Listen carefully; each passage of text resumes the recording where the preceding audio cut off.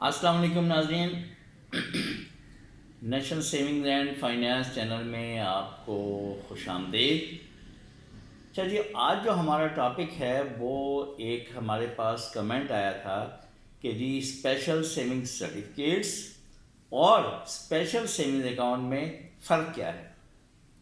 दूसरी बात ये पूछी है उन्होंने कि क्या स्पेशल सेविंग्स अकाउंट्स के पैसे हम एटीएम से निकाल सकते हैं। देखिए, पहले तो मैं आपको फ़र्क बता दूं कि क्या है या नहीं। स्पेशल सेविंग सर्टिफिकेट्स और स्पेशल सेविंग्स अकाउंट के रेट ऑफ प्रॉफिट का कोई फ़र्क नहीं है, दोनों में प्रॉफिट एक ही है। स्पेशल सेविंग सर्टिफिकेट में पहले 5 प्रॉफिट जो आपको मिलते हैं 1 लाख पे 5,000 के हिसाब से मिलते हैं और अकाउंट भी वही पे करता है। आखिरी 6 माही या आखिरी 6 माह में जो है प्रॉफिट सिर्फ वो चेंज होता है वो 5,500 होता है, दोनों में एक ही है। विदहोल्डिंग टैक्स वो भी दोनों में है 15%। जो फाइलर हैं उनका टैक्स कटेगा और जो नॉन फाइलर हैं उन पे 30% कटेगा उनका। तो प्रॉफिट रेट दोनों में एक ही है। फिर उसके अलावा ज़कात वो भी सेम प्रोसीजर है। ज़कात सर्टिफिकेट्स में भी कटती है और अकाउंट में भी कटती है। रेट ऑफ प्रॉफिट बाकी उस पर जितनी भी क़वाइद और ज़वाबित हैं जिसके वो वही हैं, दोनों के वो बराबर हैं, उसमें बिल्कुल कोई भी फ़र्क नहीं है। हाँ, अलबत्ता से फ़र्क ये है शेप का। सर्टिफिकेट तो आपने सब आमतौर पे सर्टिफिकेट ही परचेज़ करते हैं सब, वो सर्टिफिकेट ही आपने देखे हैं सर्टिफिकेट होते हैं। हाँ, अलबत्ता जो अकाउंट होता है, अकाउंट के लिए एक ऐसी पासबुक इशू हो जाती है, ठीक है जी। एक ऐसी पासबुक इशू होगी और एक ऐसी विड्रॉल स्लिप, चेकबुक कह लें या विड्रॉल स्लिप, ये इशू होगी आपको, और कोई फर्क नहीं है। अच्छा, ये जो चेकबुक या विड्रॉल स्लिप है इसमें आपका कहीं नाम नहीं है प्रिंटेड, ये ध्यान से देख लें। सिंपल होगा, हाथ से नाम लिखा होगा और सब कुछ होगा। और इसी तरह पासबुक किस लिए होती है, आपको जो सर्टिफिकेट मिलता है, सर्टिफिकेट जो मिलता है वो उस पर वैल्यू प्रिंट होती है कि जी ये इतने का हमने सर्टिफिकेट इशू किया है। ये पासबुक किस लिए होती है कि पासबुक में आपको ऐसे एक डिपॉजिट स्लिप दे दी जाती है और उसका यहाँ पर इंदराज कर दिया जाता है कि जी क्या उसमें प्रॉफिट लिया, कितना जमा हुआ, कितना हो, और इसके अलावा कोई फ़र्क नहीं है। एक फ़र्क है वो आपको मैं आखिर में बताता हूँ। एक बात तो ये हो गई।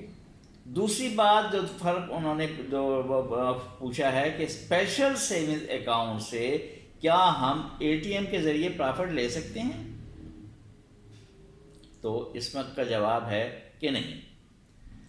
आप प्रॉफिट ले सकते हैं अगर आप वहाँ स्पेशल